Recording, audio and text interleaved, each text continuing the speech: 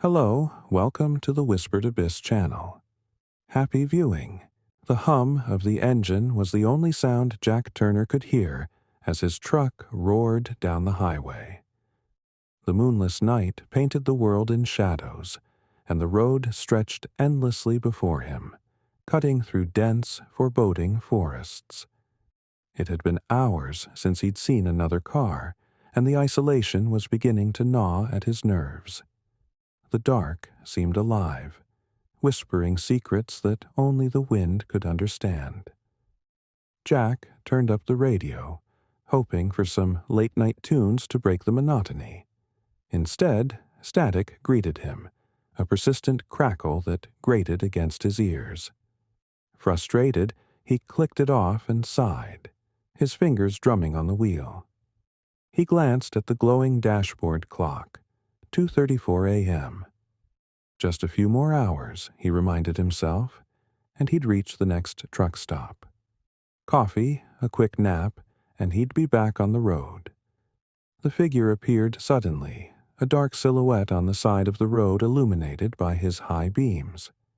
Jack's heart jumped, and he instinctively slowed the truck.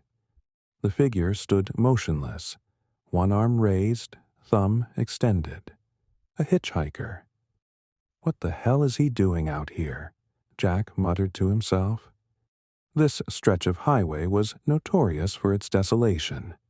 No towns for miles, and no cell service either. Against his better judgment, Jack pulled over. The idea of leaving someone stranded in the middle of nowhere didn't sit right with him, even if every instinct screamed to keep driving. The man approached the truck slowly, his movements stiff and deliberate. Jack rolled down the window slightly. "Need a ride?" he called out. His voice sounded too loud in the silence. The hitchhiker nodded. "Thank you," he said, his voice low and raspy. As he climbed into the passenger seat, Jack got a better look at him. The man was tall and gaunt, with hollow eyes that seemed to sink into his face. His clothes were old-fashioned, a faded suit and a battered leather satchel slung over one shoulder. Jack felt a prickle of unease. "Where you headed?" he asked, trying to sound casual. "Anywhere but here," the man replied, staring out the window. Jack frowned, but didn't press. He put the truck in gear and pulled back onto the highway. The tension in the cab was palpable, the silence between them stretching thin. Jack glanced at the hitchhiker, who sat rigidly, his gaze fixed on the darkness outside. "You from around here?" Jack ventured. The hitchhiker's lips twitched into a faint smile.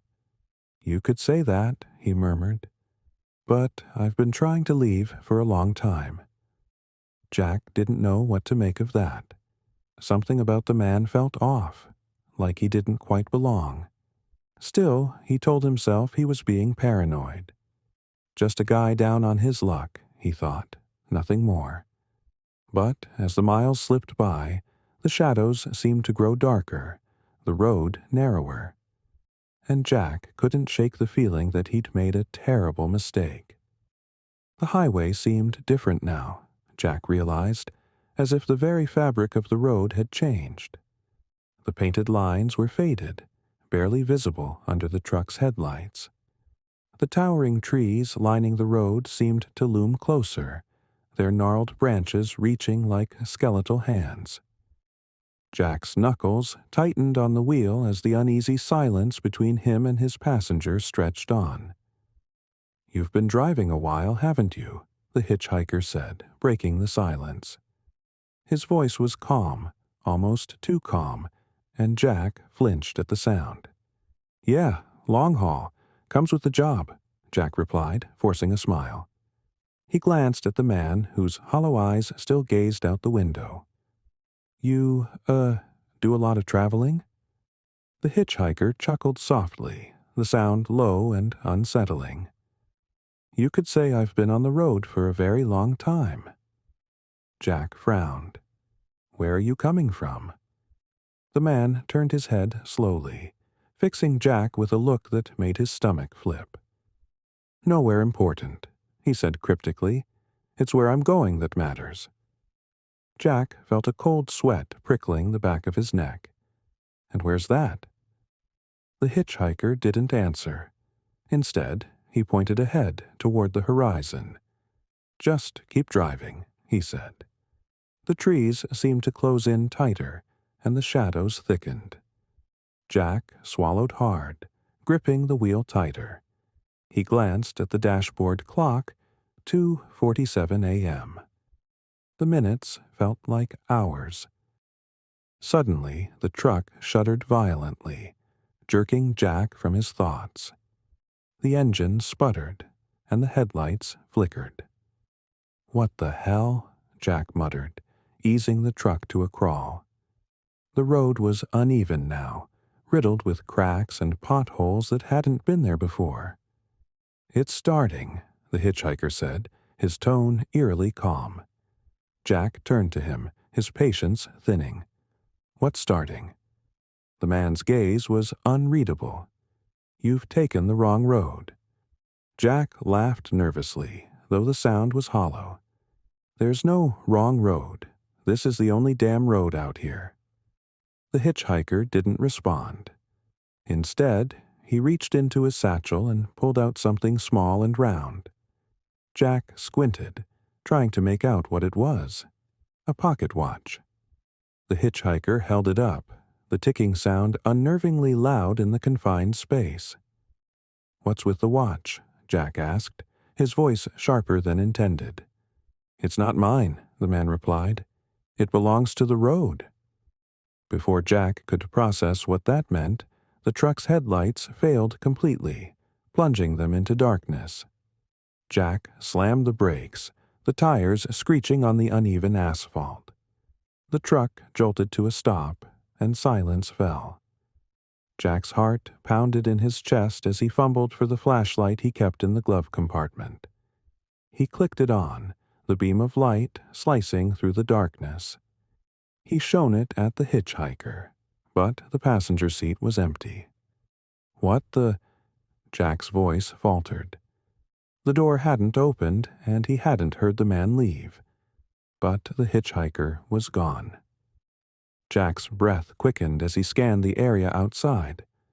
The forest pressed in from all sides, the fog thick and impenetrable.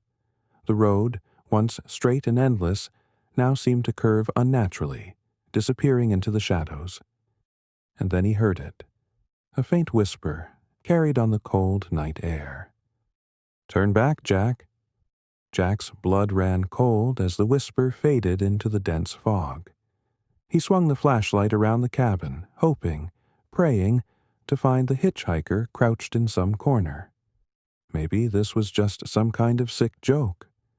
But the cab was empty, and the door locks were still engaged. Jack cursed under his breath and stepped out of the truck, the damp air wrapping around him like icy tendrils. The headlights flickered back on, casting weak beams that barely penetrated the fog. The forest seemed alive now, the towering trees groaning as if shifting in the wind. But there was no wind. "Hey!" Jack called, his voice echoing eerily into the void. "If this is some kind of prank, it's not funny." His words dissolved into the darkness, unanswered. A metallic sound caught his attention, a soft, rhythmic ticking. It was faint at first, then grew louder, like the ticking of a clock amplified in the oppressive silence. Jack's heart hammered in his chest as he turned toward the source. There it was, the pocket watch, lying in the center of the road. Its face glinted under the weak glow of his flashlight, but the numbers and hands looked wrong. They swirled and blurred, refusing to stay still like they were fighting against time itself. "What the hell?" Jack muttered, stepping closer. The watch ticked faster, louder, as if warning him to stay back.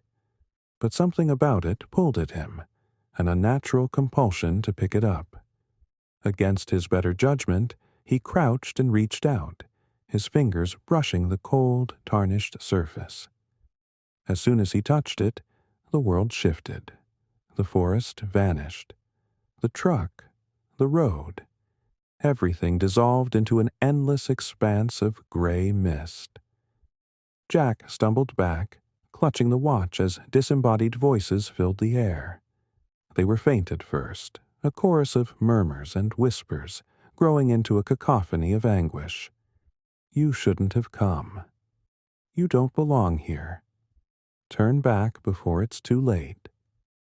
Jack spun around, desperate to find the source of the voices. Shadows moved in the mist, flickers of human-like forms that vanished before he could focus on them. "Who's there?" he yelled, his voice cracking. The mist thickened, and a figure emerged. A woman. Her face was pale and gaunt, her hollow eyes fixed on him. She wore a tattered dress stained with something dark, and her lips moved silently as if reciting a prayer. Jack's flashlight flickered, the beam barely illuminating her. "Leave the watch," she said, her voice a guttural rasp that echoed all around him. Jack stepped back, clutching the watch tighter. "What's going on? Where am I?" The woman pointed a bony finger at him, her expression twisting into something inhuman. "The road doesn't forgive," she hissed. "It takes what it's owed." Suddenly, the ground beneath Jack's feet began to crumble, revealing an abyss of swirling shadows. He stumbled, falling to his knees as the pocket watch burned hot in his hand. The ticking grew deafening. Each beat a hammer to his skull. "Give it back!" the woman screamed, her voice layered with countless others. She lunged at him, her skeletal fingers reaching for the watch. Jack scrambled to his feet and ran, his breath ragged, his heart pounding in his chest. The mist parted just enough to reveal the road again, stretching endlessly into the darkness. Jack sprinted toward the truck, but it seemed impossibly far, the fog distorting distance and time. He could feel her behind him, her presence pressing against his back like a cold, malevolent weight.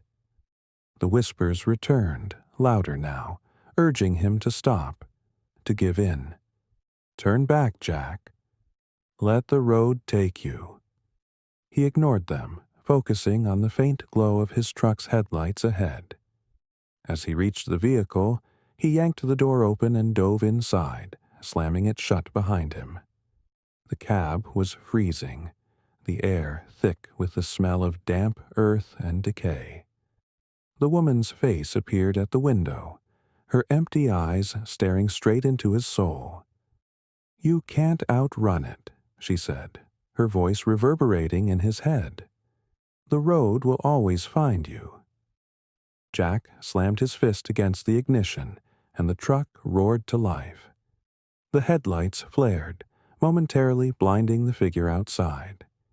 When his vision cleared, she was gone. But her voice lingered, whispering faintly as he tore down the road. "Tick-tock, Jack, tick-tock." The truck sped down the desolate road, its tires skidding on the slick surface. Jack's hands trembled on the wheel, his knuckles white as he gripped it tightly. The headlights barely pierced the oppressive fog, revealing only fleeting glimpses of the twisted forest around him. The ticking of the pocket watch filled the cab, louder than the roar of the engine, echoing in his ears like a countdown. "Shut up!" Jack screamed, throwing the watch onto the passenger seat. It landed, face up, its distorted numbers swirling in a maddening dance. The road ahead seemed to shift and writhe, the once straight path curving impossibly in ways that defied logic. Jack's heart pounded as he fought to keep the truck on course. The trees loomed closer, their gnarled branches reaching out like skeletal hands, scratching at the truck's windows as if trying to pull him into their depths. Suddenly, the engine sputtered, and the truck lurched violently. Jack cursed, slamming his foot on the gas pedal, but the vehicle lost speed, grinding to a halt. The headlights dimmed and flickered before plunging him into darkness. "No, no, no," Jack muttered, fumbling with the keys in the ignition. The engine cranked but refused to start. Panic set in as he realized he was completely stranded. He grabbed his flashlight, the dim beam barely illuminating the cab. Then came the whispers. Faint at first, like a distant breeze, but growing louder, closer, until they surrounded him. "You don't belong here. The road demands its toll." Jack's breath hitched as he turned the flashlight toward the passenger seat. The pocket watch was gone. His eyes darted around the cab, searching for any sign of it. That's when he noticed the rearview mirror. A figure stood in the middle of the road behind him, barely visible through the fog. It was the woman, her tattered dress billowing as if caught in a phantom wind. Her eyes glowed faintly and her lips moved, but no sound came out. Jack's instincts screamed at him to run, but where? The truck was dead, and the forest felt alive with unseen horrors. His pulse thundered as the woman took a step closer, her movements slow and deliberate. He scrambled for his phone, but there was no signal, only static that hissed like mocking laughter. "Stay away," he yelled, pointing the flashlight at her. The beam flickered, the light weakening as if the darkness itself was devouring it. The woman raised her hand, and Jack felt a crushing weight press against his chest. He gasped for air, clutching at his throat as invisible fingers tightened around him.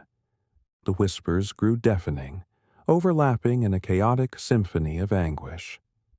Shadows writhed at the edges of the forest, humanoid forms with hollow eyes that watched him with silent malice. They crept closer, their movements unnatural, jerky, as if they were marionettes controlled by unseen